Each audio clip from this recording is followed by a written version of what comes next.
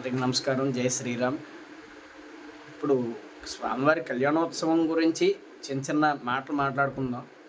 దాన్ని మనం ఎప్పుడైతే అనుకుంటామో అది మంచి జరగాలి అందరికీను. రాముడి వల్లే అందరికీ గుణాలు ఉండాలి అని ఆశిస్తున్నాను. అందరికీ జై శ్రీరామ్. ఈరోజు శ్రీరామనవమి భద్రాచలంలోని కళ్యాణోత్సవం జరిగింది. కొంతమంది లైవ్ వీక్షించారు. వచ్చిన వాళ్ళలోనే 68 మంది ఎంతోమంది చూశారు. చాలా ధన్యవాదాలు చూసిన వాళ్ళందరికీ. లైవ్ తీసేసాను. నాకు కరెక్ట్గా అనిపించలేదు, మీరు సరిగ్గా చూడలేదు నేను చెప్పింది. ఇంతవరకు కూడా నేను చెప్పిన వాటిల్లోని ఎవరైతే లైవ్ చూసారో వాళ్ళ జై శ్రీరామ్ అని కామెంట్ చేయండి. ఇప్పుడు ప్రస్తుతానికి నేను చెప్తున్న దానికి ఏంటంటే, స్వామివారు దానికంటే కళ్యాణోత్సవం గురించి మాట్లాడుకుందాం. మొట్టమొదట స్వామివారికి విష్ణుమూర్తి అవతారమైన ఈ శ్రీరామ అవతారం, ఆ అవతారం దాల్చడానికి దశరథ మహారాజు ముందుగా శ్రవణుడు అనే ఒక కుర్రవాడు రోజును తన తల్లిదండ్రులని ఇద్దరినీ కూడా పూజిస్తూ ఒక కావిడితో మోసుకుని నది దగ్గరికి తీసుకుని వెళ్ళేవాడు. అలాగే ఒకరోజు తీసుకెళ్ళి అక్కడ కూర్చోబెట్టి నీడన ఇద్దరికి కళ్ళు కనిపించవు, కొంచెం ముసలివాళ్ళు, ప్లస్ వాళ్ళు తినడానికి ఏదో ఒకటి కావాలంటే శ్రవణుడే వెళ్ళి తీసుకొచ్చేవాడంట. శ్రవణుడి కథ విన్నారు కదా, ఇది అదే. కానీ అందులోని కొన్ని భాగాల్లోని జరిగిందే ఈ సీతారామచంద్రస్వామి వారి కథ దాంట్లోకే వస్తుంది. ఒకటే అన్నాడు ఆయన, సరే నేను ఏదైనా ఆహారం ఉంటే తీసుకుని వస్తాను అని అనుకుని అడవుల్లోకి వెళ్తే, అడవుల్లో ఏదో క్రూర మృగాలు తిరుగుతున్నాయని దశరథ మహారాజు అప్పటికే వస్తాడు. అక్కడికి వచ్చి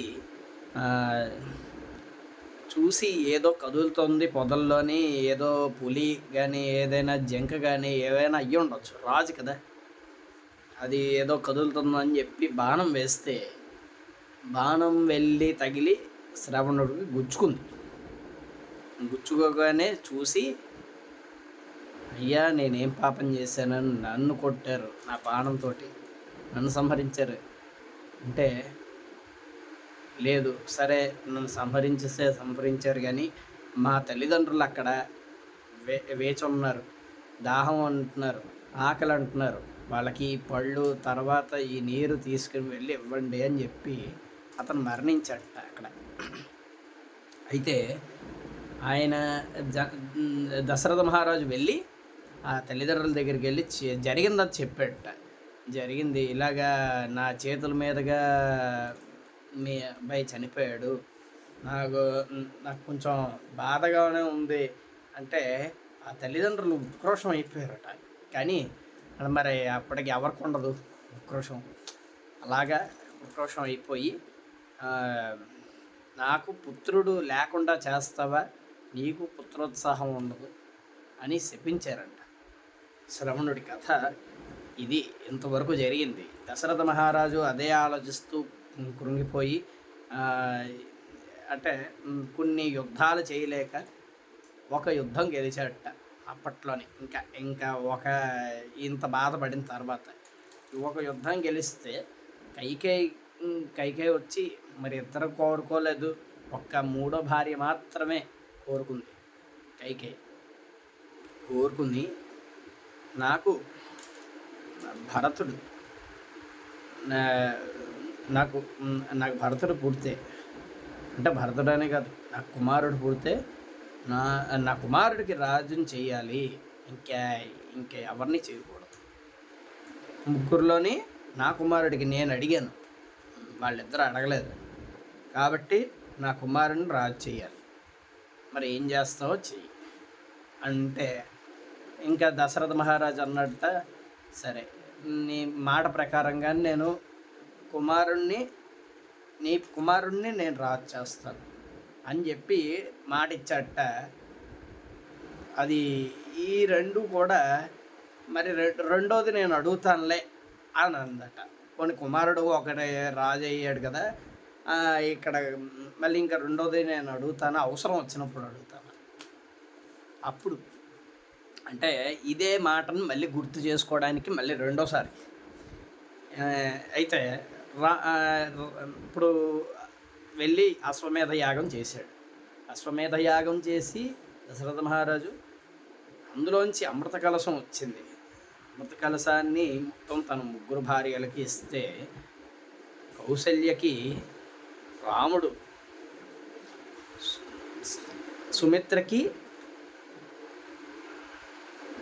సుమిత్రకేమో లక్ష్మణుడు, శత్రుఘ్నుడు, భరతుడేమో కైకేయికి పుట్టాడు. మొత్తం 4. అలాగా రామ, భరత, లక్ష్మణ, శత్రుఘ్నుడు. మరి ఇక్కడ భరతుడు అంటే మరి రెండోవాడు, శత్రుఘ్నుడు, లక్ష్మణుడు 3వవాడు, శత్రుఘ్నుడు 4వవాడు. ఈ నలుగురు ఇలా పుట్టారు. పుట్టిన తర్వాత వాళ్ళు 4 ఇలా పుట్టారని చెప్పేసి అప్పుడు చాలా వరకు అడిగిందట కైకేయి. సరే, నాకు చెప్పారు కదా, ఆ మాట ఇచ్చారు కదా, అది అలా ఉంచుకోండి అని చెప్పేసి నా పుత్రుడే జన్మించాడు. ఇక్కడ వశిష్ఠుడి దగ్గర కొన్ని విద్యలు నేర్చుకున్నాడంట.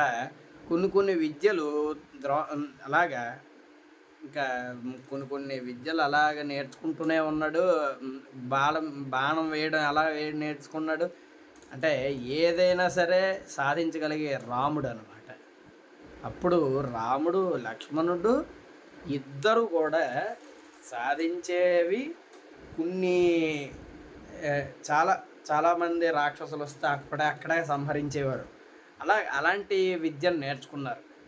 అయితే కరదూషణాది రాక్షసుల్ని సంహరించిన తర్వాత అప్పుడు ఈ పరాక్రమాన్ని చూసి అప్పట్లోని యాగాలు అవి ఎక్కువ చేసేవారు మునులు. అందులోనే విశ్వామిత్రుడు అంటే ఆయన సృష్టికి ప్రతి సృష్టి చేస్తాడని చెప్పి బ్రహ్మదేవుడే వరం ఇచ్చిన అతను. ఆయన యజ్ఞంలో ఉండగా కంకణ ధారణలో ఉన్నాడు కాబట్టి యజ్ఞధారణలో ఉన్నప్పుడు ఆయన యుద్ధం చేయడు. యుద్ధం చేయాలంటే ఆయన కంకణం తీసేయాలి. ఆ కంకణం తీసేయాలంటే మరి ఇంకా అవ్వదు, యజ్ఞం అవ్వదు. సరే, ఈ యజ్ఞం కాకుండా చేసిన వాళ్ళు ఎవరు అంటే తాటకి తర్వాత మారీచ సుబాహువులు ఇద్దరు కూడా తాటకి యొక్క రాక్షసులు అన్నమాట. వాళ్ళు పక్కన ఉండేవాళ్ళు. ఒకడు కుమారుడే, ఇంకొకడేమో వాడు బంటు. అలాగే వీళ్ళిద్దరూ కూడా తాటకితో కలుపుకుని ఆ యాగాన్ని మొత్తాన్ని భగ్నం చేద్దామని అనుకుంటే విశ్వామిత్రుడు వీళ్ళ పరాక్రమాన్ని చూసి దశరథ మహారాజు దగ్గరికి వచ్చి, దశరథ మహారాజా, నేను అడిగితే నువ్వు ఒక మాట కాదనకుండా నాకు వరం ఇవ్వాలి. ఇస్తే నీకు తిరుగుండదు, ఇవ్వకపోతే నువ్వు మాట తప్పిన వాడు అవుతావు అని చెప్పేసి అలా చెప్పగానే, ఏంటో చెప్పు, నేనేం చేయగలను అని అడిగితే వరం ఇవ్వాలి అని ఖచ్చితంగా నీకు మాట ఇస్తేనే నేను ఖచ్చితంగా చెప్తాను, లేకపోతే నేను చెప్పను అనేసట. అలా చెప్పేసరికి సరే, మాట ఇస్తున్నాను కదా, నేను ఇచ్చిన మాట తప్పను ఎప్పుడు. సరే, నీకేం కావాలో చెప్పేసే అని అడిగితే అప్పుడు నీ రాముణ్ణి, లక్ష్మణుణ్ణి ఇద్దరిని నాతో పంపించు. లక్ష్మణుణ్ణైనా పంపిస్తాను, లేదు నేనైనా వస్తాను, కానీ నా రాముణ్ణి మాత్రం పంపించనని చెప్పేసాడట. అయితే నువ్వు ఇచ్చిన మాట తప్పుతావన్నమాట అని అప్పుడు వశిష్ఠుడు పక్కకి పిలిచి చెప్పాడంట. ఎవరనుకుంటున్నావు? విశ్వామిత్రుడు తపస్సంపన్నుడు, నన్ను చూసి అతను అలా మునయ్యాడు, లేదంటే అతను రాజే అని అన్నట్ట. అంటే మరి ఎలాగ గురువుగారు మరి తీసుకెళ్ళడం, నేను రాముడు లేకుండా నేను ఒక్క క్షణం కూడా ఉండలేనని చెప్పేసి అంటే, సరే నువ్వు అలాగే కాదు కానీ కానీ నువ్వు ఇచ్చిన మాట తప్పవని అతనికి తెలుసు. కాబట్టి నువ్వు పంపించాలి. అది అందులోని కొన్ని అతను శక్తులు, అతీత శక్తులు నేర్పుతాడు అతను. ఇంకా నీ రాముడికి విద్య కూడా అభివృద్ధి అవుతుంది. కాబట్టి నేర్పిస్తాడు, పంపించు అని చెప్పేసి ధైర్యం చెప్పి పక్కకి తీసుకొచ్చట. తీసుకొస్తే అప్పుడు చెప్పాడు, ఇంతవరకు చెప్పింది బాగానే ఉంది కదా, నా రాముడిని లక్ష్మణుడిని ఇద్దరిని పంపిస్తున్నాను, కానీ జాగ్రత్తగా చూసుకోండి అని చెప్పి సెలవిచ్చాట.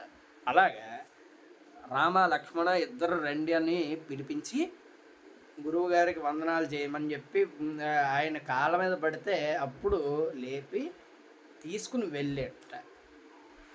మారీచ సుబాహులు ఇద్దరూ కూడా దారిలో చెప్పుకుంటూ వెళ్తున్నాడు. మారీచ సుబాహులు, తర్వాత తాటకి అనే రాక్షసి, వీళ్ళు ముగ్గురు కూడా నా యాగాన్ని భగ్నం చేస్తున్నారయ్యా రామ, నీ యొక్క పరాక్రమాన్ని నేను చూశాను. నేను అప్పటికి సరే యాగంలో ఉన్నాను కదా అని నేనే వచ్చాను. ఇంకా మొదలు పెడుతూ ఉంటే వాళ్ళే వచ్చి భగ్నం చేస్తున్నారు, వాళ్ళని ఏం చేయాలి అని చెప్పేసి అంటే, నీకు ఒక 2 విద్యలు నేర్పుతాను. నేను కంకణధారంలో ఉన్నాను, నేను కంకణం తీగిస్తే నేను యుద్ధం చేయడానికి ఉంటుంది. కాకపోతే నేను కంకణధారంలో ఉన్నాను కాబట్టి యుద్ధం చేయలేను. కాబట్టి నువ్వు నా విద్యలన్నీ ఉపాసించు అని చెప్పేసి అంటే తీసుకో అని అర్థం. నా విద్యల్ని నువ్వు వాడు అంటే, ఈ విద్యలు నువ్వు వాడితే ఖచ్చితంగా వాళ్ళు చస్తారు. కాబట్టి అలాగా ఇంతవరకు జరిగింది బాగానే ఉంది అనుకున్నప్పుడు ఒక నది దగ్గర అలాగా సేద తీరుతూ వాళ్ళు ఉదయాన్నే లేపడానికి విశ్వామిత్రుడే కౌసల్య సుప్రజా రామ పూర్వ సంధ్యా ప్రవర్తతే ఉత్తిష్ట నరసార్థుల కర్తవ్యం దైవమాంహికం అని ఈ సుప్రభాతంలోని మొదటి పద్యం అన్నమాట ఇది. కౌసల్య సుప్రజా రామ పూర్వ సంధ్యా ప్రవర్తతే ఉత్తిష్ట నరసార్థుల కర్తవ్యం దైవమాంహికం. ఇంతవరకు రామ ఉదయ భానుడు వస్తున్నాడయ్యా, ఆయనకి సంధ్యా సమయంలోనే నీళ్లు అర్పించు అని చెప్పేసి ఇలాగా చెప్పినట్టుగా లేపాడు అనమాట. వాళ్ళు స్నానం చేసి వాళ్ళు సంధ్య అర్పణం చేసి వాళ్ళు వెళ్ళారట. ఈ యాగాన్ని దగ్గరకు చేరుకోగానే ఒక్కొక్క పెద్ద పెద్ద ఉరుములతోటి, తర్వాత మధ్యలోని పెద్ద ఆకారంతో మారీచ సుబాహులు ఇద్దరూ ఒక పక్క ఉన్నారు. లక్ష్మణుడు ఒక పక్క చూస్తే ఒక పక్క రాముడు చూస్తున్నాడు. మధ్యలో యాగం జరుగుతుంది. యాగం మొదలుపెట్టేటప్పుడు చెప్పాడంట, నాకు ఎటువంటి భంగం కదలకూడదు, ఎవరికి ఏం కాకూడదు ఇక్కడ అని చెప్పగానే, ఇంతటి జరిగిన తర్వాత నేనేం కానివ్వను గురువుగారు అని చెప్పి నమస్కారం చేసి అప్పుడు ఎదురు తిరిగాడంట. మారీచ సుబాహుల్లోని సుబాహుణ్ణి కొడితే అలాగా 100 యోజనాలు వెళ్ళి పడ్డాడంట. వెళ్ళి పడి చనిపోయాడంట అక్కడే. మారీచుడు మాత్రం సహస్రయోజనాలకు వెళ్ళి ఎగిరిపడ్డాడట. అంటే దాదాపుగా ఒక సముద్ర తీరం, పెద్ద సముద్ర తీరం దగ్గర పడ్డాడంట. అలా బాణం వేస్తే సరే ఇంతటి బాణం వేశాడంట. మరి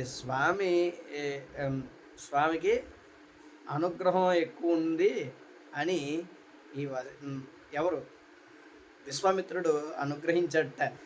నువ్వు ఇంకా ఒక్క రాక్షసు ఉంది, ఆ రాక్షసిని సంహరిస్తే చాలు మా యాగం పూర్తయిపోతుందని చెప్పేసి సరే ఎవరా రాక్షసి అంటే తాటకి అప్పుడే వచ్చింది. ఎంతలా ఉంటుందట అది ఆ తాటకిని చూసి రాముడు తలంచేసాడట. ఎందుకు తలంచాడో నాకు కామెంట్ చేయండి. అయితే తల వంచేసాడట. ఈ తల ఎందుకు ఉంచాడు అనేది నేను చెప్తాను. ఈ లోపల ఎవరికైనా ఆన్సర్ తెలిస్తే చెప్పండి. అది ఇది లైవ్ కాదు కాబట్టి నేనే చెప్తాను. ఆడవాళ్ళు అంటే గౌరవం, స్త్రీ పట్ల అమర్యాదగా ప్రవర్తించడం రాముడికి ఇష్టం లేని పని. కాబట్టి రాముడు అలా అంతటి సీతాదేవిని స్వయంవరంలోని ఒక్క సీతామాతను చూడడానికి, అది కూడా విశ్వామిత్రుడు ఆజ్ఞ తీసుకుని చూశాడంట. లేకపోతే అస్సలు చూసేవాడు కాదు. అలాంటి స్వభావం కలిగిన శ్రీరామచంద్రుడు. అందుకే ఊరికే రాలేదు పేరు,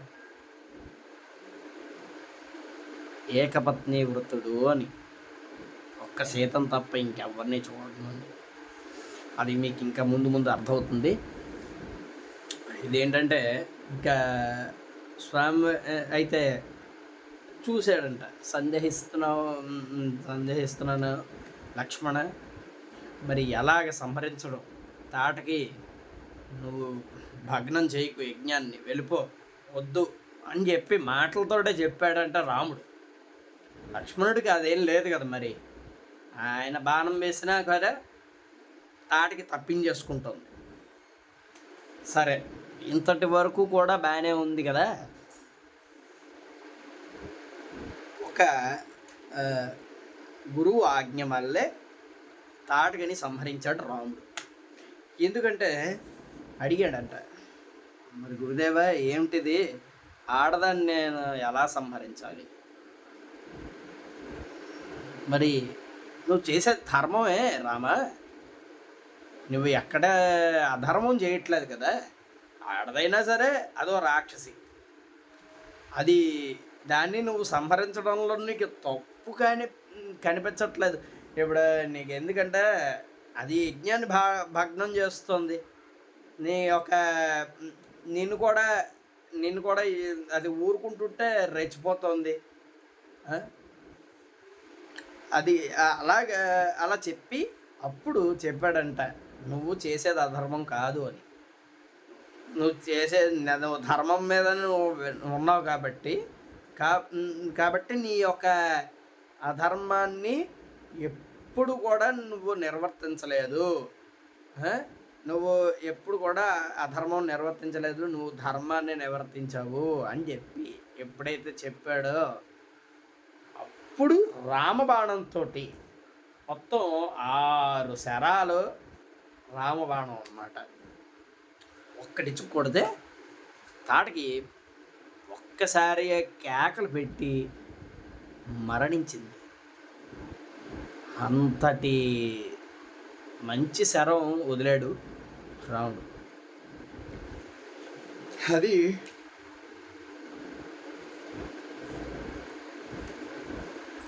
కొన్నిటికి మనం రామబాణం అని కొన్ని వింటూ ఉంటాం.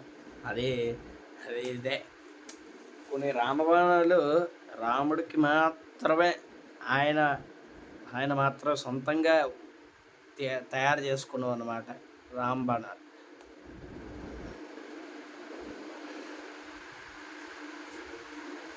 ఇంతవరకు కూడా మనం చెప్పుకున్నది ఇలాగే.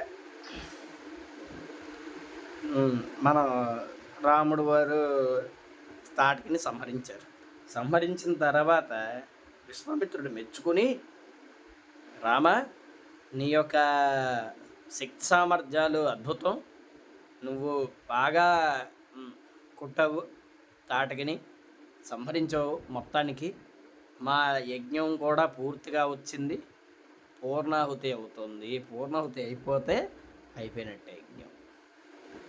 ఆ యజ్ఞం అయిపోయిన తర్వాత ఇంకేముంది, సరే, నేను నిన్ను అలాగా మిథిలా నగరానికి తీసుకువెళ్తాను. మిథిలా నగరం ఎక్కడ? నేపాల్లో ఉంది. ఆ వాళ్ళు ఉండేది ఎక్కడ? దండకారణ్యంలో ఎక్కడో ఉన్నారు. అయితే నేపాల్లో తీసుకెళ్తాను మిథిలా నగరానికి. అక్కడ జనక మహారాజు ఉంటాడు, ఆయన్ని నేను కల్పిస్తా. స్వయంవరానికి ఆయన చాటాడు అని అప్పటికి దివ్య దృష్టి ద్వారా తెలుస్తుంది విశ్వామిత్రుడికి.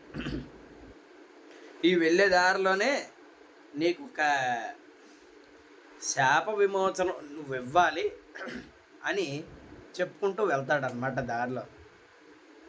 గౌతముడు యొక్క భార్య అహల్యాదేవి,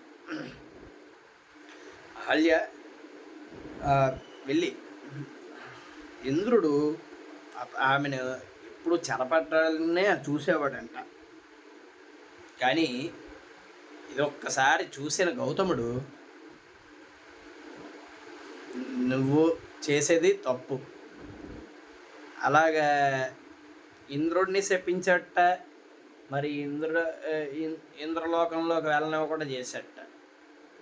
మరి నా తప్పేం లేదు అని ఎప్పుడైతే ఒప్పుకున్నాడో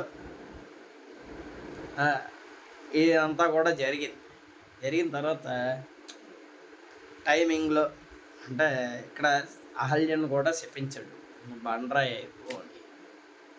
రాయి అయిపోయింది, అక్కడే ఉంది. ఎప్పుడైతే నీకు శాప విమోచనం ఇవ్వాలంటే శ్రీ మహావిష్ణువు నరుడి అవతారం ఎత్తి ఎప్పుడైతే నీ చెంతకు వచ్చి అతని పాదాలు నీ దగ్గరకు తాకిస్తాడో అప్పుడు నీ యొక్క శాప విమోచనం కలుగుతుందని చెప్పి వరం ఇచ్చట. అది కూడా శాప విమోచనం. ఇంత ఇచ్చిన తర్వాత చాలా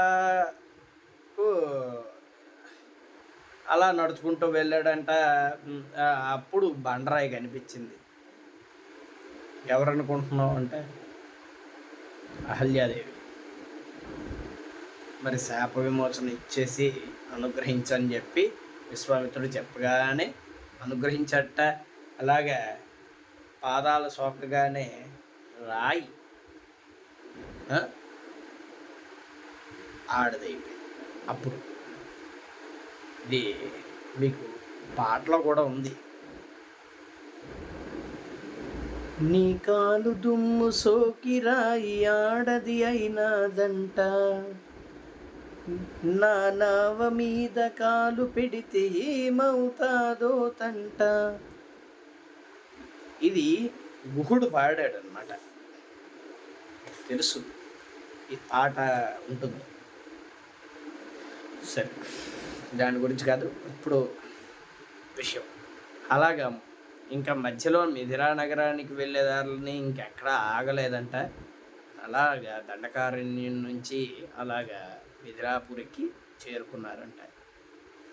వెళ్ళి ఆ మిథిలాపురిలో జనక మహారాజు యొక్క స్థానంలోనే అప్పటికి శ్రీ సీతాదేవి వయసుకు వచ్చి ఆ స్థలంలో తిరుగుతూ ఉంటే లక్ష్మీదేవి కదా, మరి నాగలి పడితే దొరికింది సీత అని పేరు. అంటే నాగలి యొక్క గుర్తు అన్నమాట అది సీత అనేది. కాబట్టి ఆవిడ ఎప్పుడైతే ఎవరు జరపలేని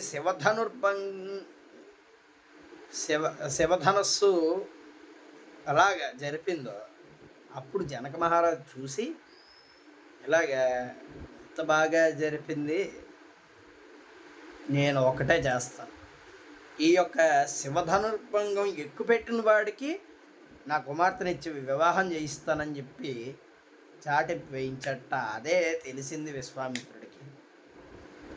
అయితే ఈ ఏర్పాట్లు జరుగుతూ ఉండగా నారద మహర్షి వెళ్ళి, రావణ వెళ్ళి స్వయంవరానికి వెళ్ళు, నువ్వు స్వయంవరం చేస్తే నీకు సీత దక్కుతుంది అని అన్నాడు. దక్కుతుందా నిజంగానా తాత? వెళ్తానైతే. వెళ్ళట ఎత్తలేకపోయాడంట అసలు. ఆ రావణాసురుడు 10 తలాల రావణాసురుడే శివ శివధనుస్సుని, శివుడు భక్తుడు మరి, శివధనుస్సుని ఎక్కుపెట్టలేకపోయాడు. అపరాభవం అనుభవించాడు. పడిపోయింది, మీద పడిపోయింది ఆ శివధనుస్సు. అప్పుడు రాముల వారు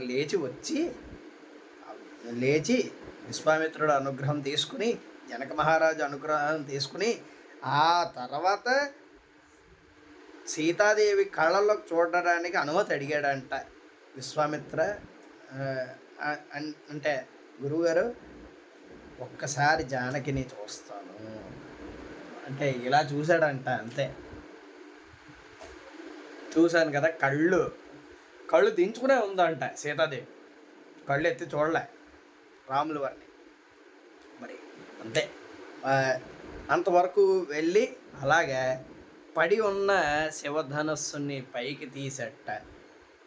తీసి ఆ నారి ఎక్కుపెట్టి అలా పెడుతూ ఉండగానే ఇంకా లోపల చుట్టూ ఎలా అన్నాడంట. అంతే, విరిపి శివధనస్సు విరుస్తూ ఉంటే మొత్తం భూలోకంలోని భువర్లోక, సువర్లోక, మహర్లోక, జనలోక, తపోలోక, సత్యలోక, అధర్లోకాలు మొత్తం 7 లోకాలు, పైన 7 లోకాలు, కింద 7 లోకాలు మొత్తం దద్దరిల్లిపోయాడంట. మొత్తం ఆ యొక్క ఇప్పుడు ఈ భూమండలం అంతా కూడా దద్దరిల్లిపోయింది. అలాంటిది అంతటి శబ్దాన్ని వచ్చిందట ఆ శివధనుస్సు విరిస్తే శివుడికి కోపం రాలేదేమో కానీ పరశురాముడికి వచ్చిందంట కోపం. అది కూడా పరశురాముడికి తెలియలే ముందు. పరశురాముడు ఎందుకు వచ్చాడు అంటే ఇప్పుడు ఇక్కడ నేను సరే అయితే అప్పుడు విరిచిన తర్వాత జనక మహారాజు చెప్పాడంట, సీత స్వయంవరం చేసుకో వెళ్ళి అంటే మెడలో దండ వేయడం, రాజులు కదా, మెడలో దండలు వేయడం, అది స్వయంవరం చాటించడం. రావణాసురుడు అక్కడ పరాభవానికి కొంచెం కోపాన్ని తెచ్చుకుని వెళ్ళిపోయాడంట. ఇంకా ఎంతవరకు వెళ్ళిపోయిన తర్వాత ఇంకెంత జరిగింది కదా, మరి నేను కళ్యాణానికి వెళ్ళాలా అంటే అప్పుడే పరశురాముడు కనిపించట. పరశురాముడికి వందనాలు, మీరే రాముడు కదా, వేరే రాముడు ఎక్కడున్నాడు అంటూ ఏదో రచ్చగొట్టాడు పరశురాముడిని. అప్పుడు పరశురాముడు అన్నాడంట, వేరే రాముడు కూడా ఉన్నాడా అంటే ఉన్నాడు. ఎక్కడున్నాడంటే ఉన్నాడు జనక మహారాజు దగ్గర. ఇప్పుడే స్వయంవరం చాటిస్తే వెళ్ళాను, నేను అక్కడ అనుభవించిన పరాభవం చాలా ఎక్కువ, అంటే శివధనుస్సుని విరిచాడు అని చెప్పేసి అన్నాడంట. నేను ఎక్కువ పెట్టలేకపోయాను, నేను మొయ్యలేకపోయాను. రాముడు అనే నరుడు విరిచేశాడు. స్వయంవరం కళ్యాణం అవుతుంది, వెళ్ళి దానికి పాప పరిహారం అడుగు అని చెప్పేసి అంటే సరే నేను అడుగుతాను, వెళ్తాను అన్నట్ట. వెళ్ళిపోయాడు. కళ్యాణం అవుతోంది. కళ్యాణం అయ్యి సీత మెడలో తాళి కట్టి రాముడు కూర్చున్నాడంట. కూర్చోగానే వచ్చేట విశ్వామిత్రుడు, పరశురాముడు. విశ్వామిత్రుడు లేచాడు, పరశురామ నువ్వు రావడమే మాకు గొప్ప, ఇలాంటి కళ్యాణ సమయంలోనే తమరు విచ్చేశారు అన్నీ రకాలుగా అలాగ శ్లోకం చేశాట. తర్వాత జనక మహారాజు, దశరథ మహారాజు ఇద్దరు కూడా కాళ్ళ మీద పడి నమస్కారం చేశారట. ఇక్కడ అడిగింది ఏంటంటే అడిగాడట, ఇక్కడ ఎవరురా శివధనస్సుని ఎక్కుపెట్టి ఇక్కడ స్వయంవరంలోని నెగ్గిన వీరుడు ఎవరు అని అడిగాడట.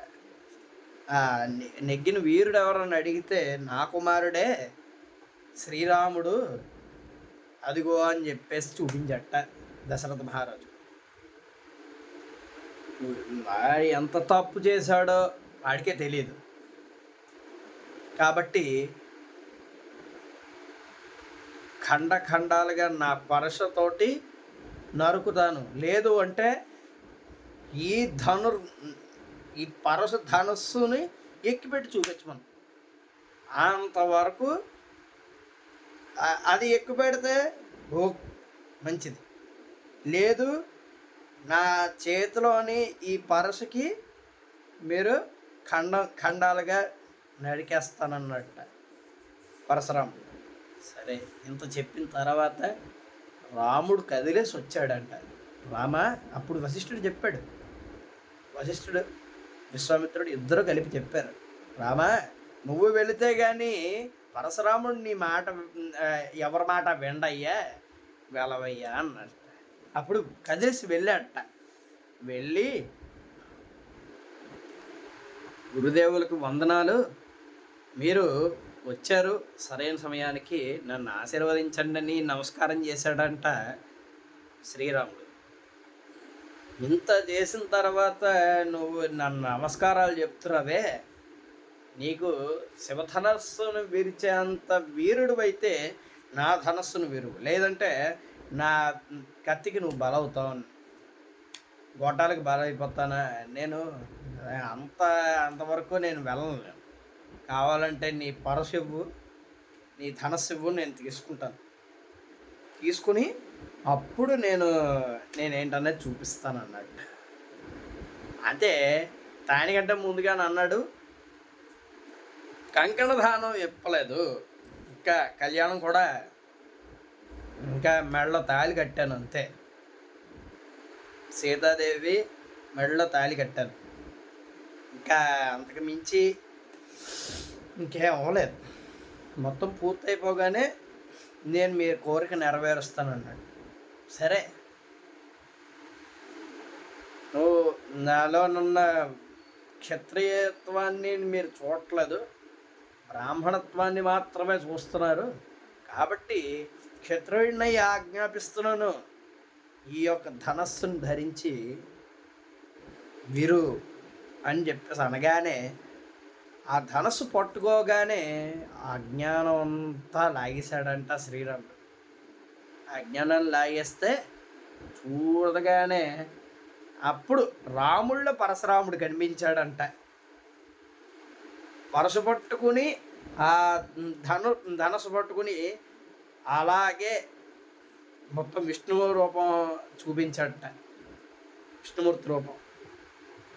నమస్కారం చేశాడట.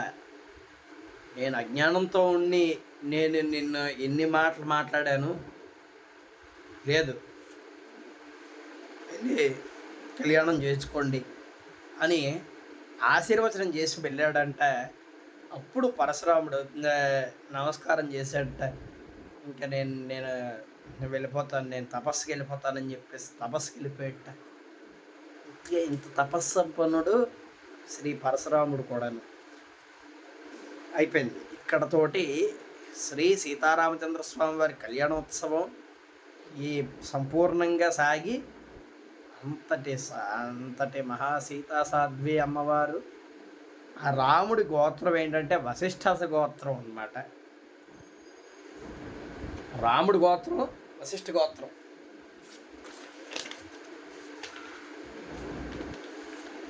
ఇక్కడ రాముడి గోత్రం వశిష్ఠ గోత్రం. ముత్తాతగారి పేరు అజమహారాజు, తాతగారి పేరు యజు మహారాజు, నాన్నగారి పేరు తెలిసిందే కదా దశరథ మహారాజు. అమ్మవారి పేరు సీతా మహాలక్ష్మీదేవి. సీతా మహాలక్ష్మీదేవి ఆవిడ గోత్రం కాశ్యపస గోత్రం. ముత్తాత గారు పేరు స్వర్ణరోమ రోమాలంటే చర్మం, చర్మం పైన వెంట్రుకలు బంగారంతో ఉండేవంట. ముత్తాత గారు స్వర్ణరోమం, స్వర్ణరోమ మహారాజు. అశ్వరోమ మహారాజు. ముత్తాత గారి పేరు స్వర్ణరోమం, తాతగారి పేరేమో అశ్వరోమం. అంటే అంటే గుర్రం గుర్రం వెంట్రుకలు అన్నమాట అవి.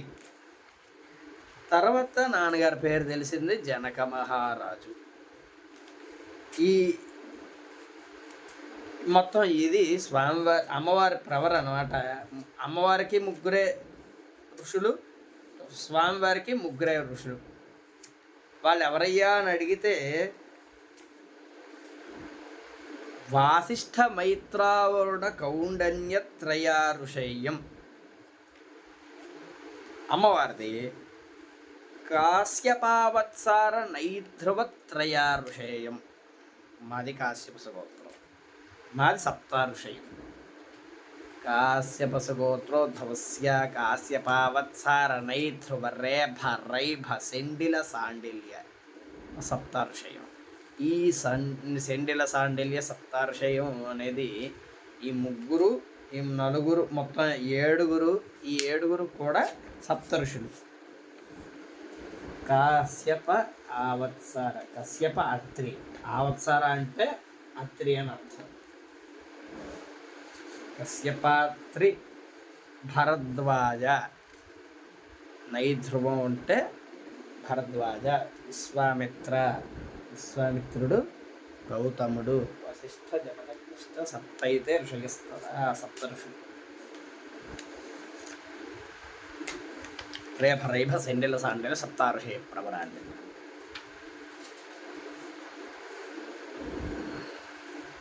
సప్తార్షయం కాబట్టి మనం అంటే అమ్మవారిది మూడు ఋషులు. అలాగే అమ్మవారు సీతామహాలక్ష్మి నాగలి దున్నుతుండగా దొరికింది కాబట్టి సీత అనేది ఆవిడికి పేరు పెట్టారు అన్నమాట.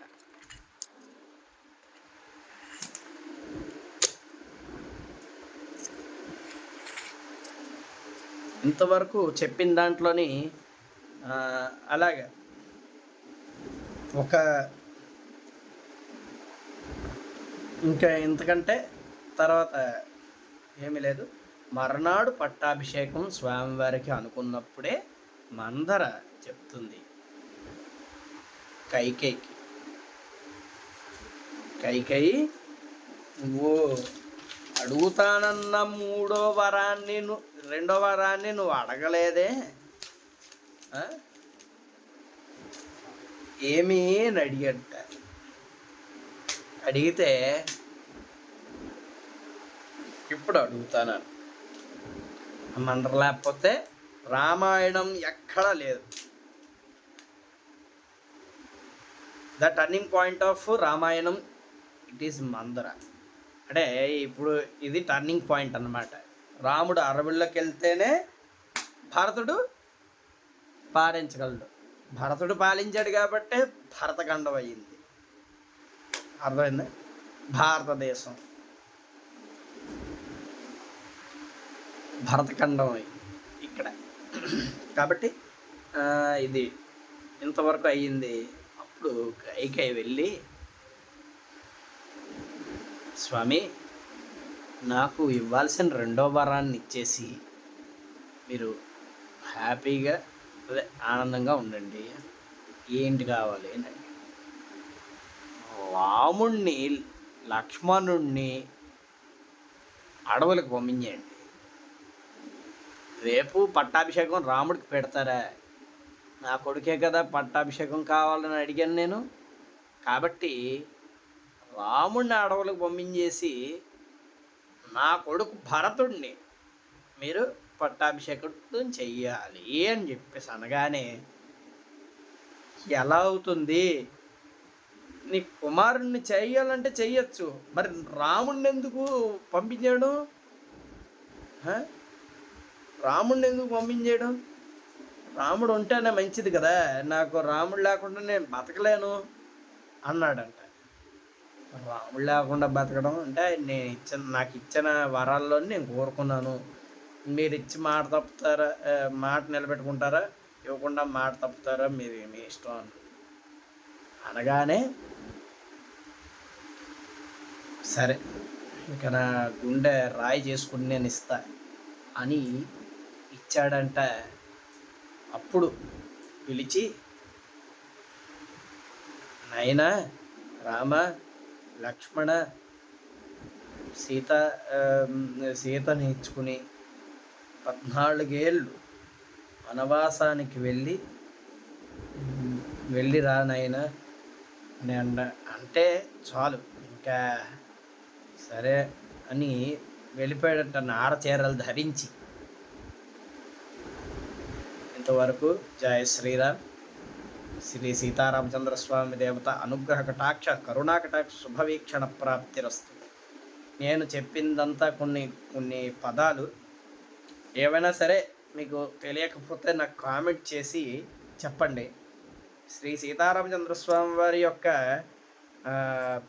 ఏది కళ్యాణోత్సవం అనేది మామూలుగా జరగలేదు, అంగరంగ వైభవంగా జరిగి ఈరోజు స్వామివారు అందరినీ అనుగ్రహించాలని మనస్ఫూర్తిగా కోరుకుంటూ జై శ్రీరామ్, జై శ్రీరామ్, జై శ్రీరామ్.